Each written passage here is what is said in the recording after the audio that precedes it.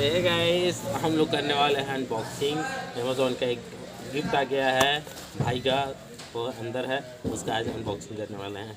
देखते हैं क्या मंगाया है। अरे बाप रे,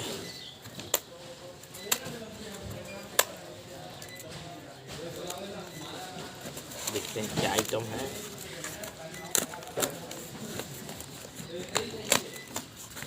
ओ भाई, ओ तेरी भाई, पेट्रॉन का ईयरफोन है। अभी कितने का बता दे रहा हूँ आपको, ना प्राइस भी बता दे रहा हूँ। यह बिल 168 रुपये का है। 168 का पेट्रॉन का ईयरफोन अमेज़ॉन में अवेलेबल है। ठीक दोस्तों।